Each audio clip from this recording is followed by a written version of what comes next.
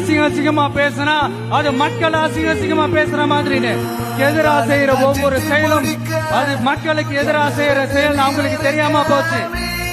இந்த விஜயும் மக்களும் வேறு வேறு இல்லை.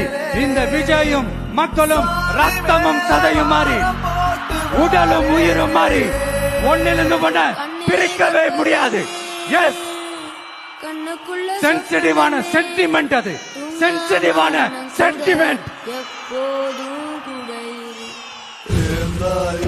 ஒரு தாய பெத்தெடுத்தாளே, ஒரு வாழ்வு அவ வாழ தத்து விட்டேனே, கருவீட்டில் பூத்து விட்டோம், வீட்டையும் மாத்தி விட்டோம்.